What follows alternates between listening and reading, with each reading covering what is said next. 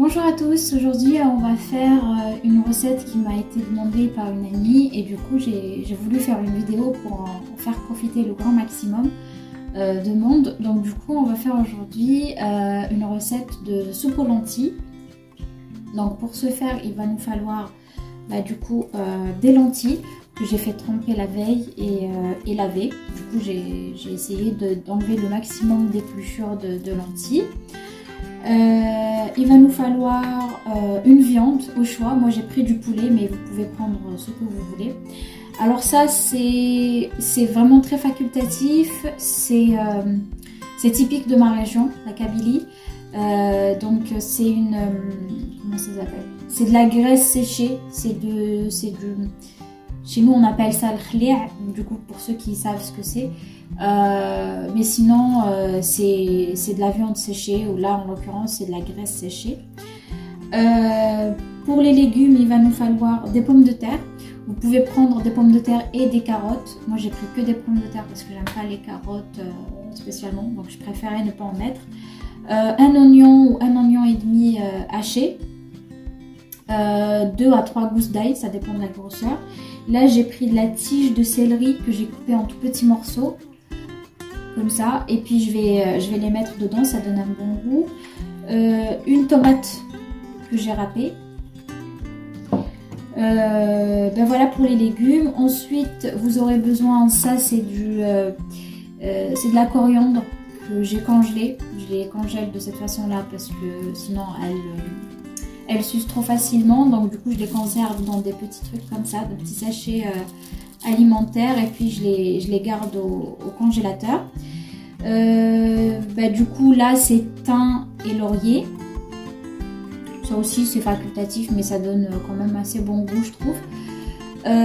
Vous auriez besoin d'une cuillère à soupe de tomates concentrées, un cube de cubor ou de jumbo, ça dépend ce que vous mettez, du sel.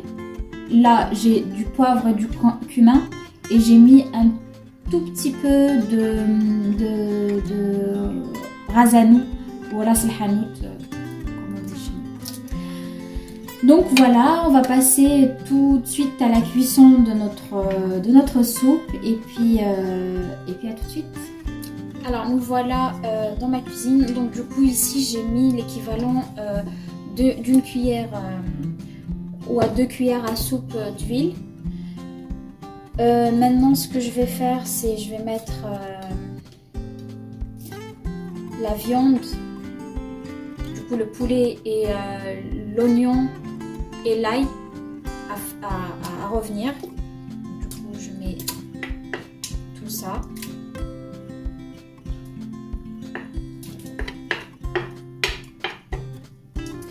Et je laisse revenir à feu moyen. Je précise bien, il faut mettre à feu moyen. Je mets pas tout de suite mon petit cube de viande séchée.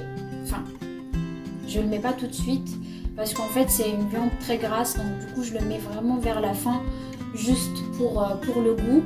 Après, si vous n'aimez vraiment pas ça, parce que ça a un goût un petit peu fort, vous pouvez ne pas le mettre du tout. Ou si vous n'en avez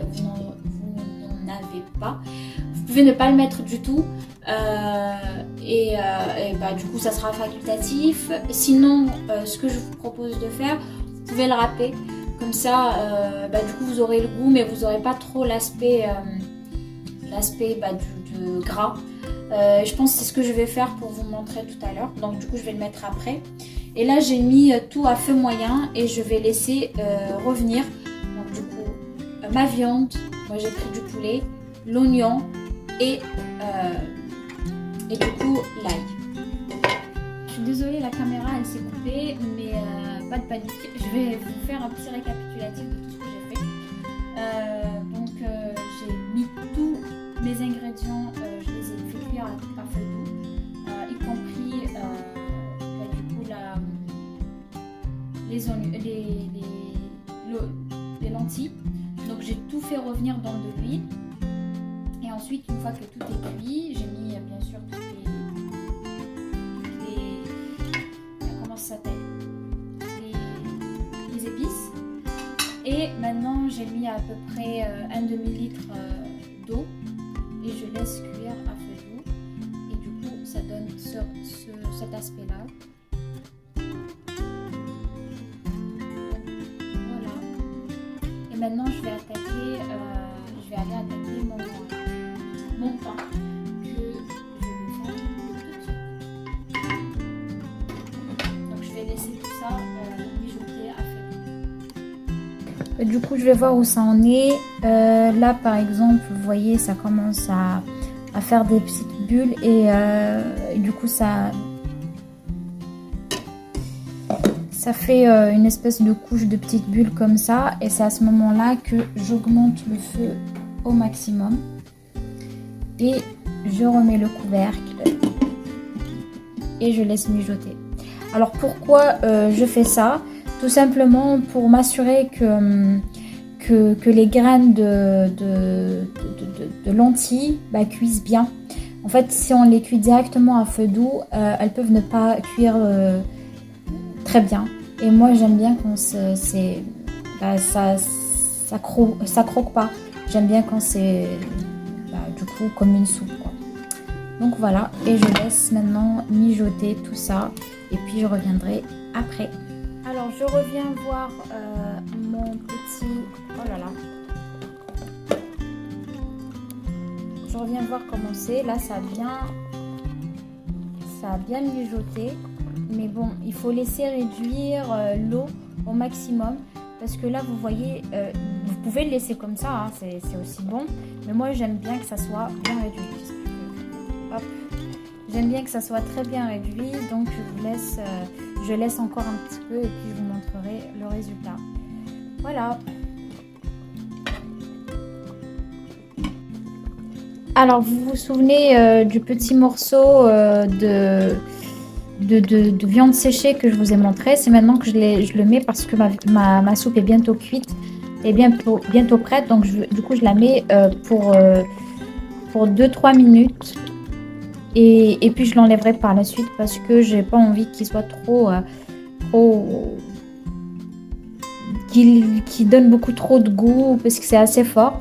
Donc voilà à peu près à quoi ça ressemble à ce stade là de la cuisson.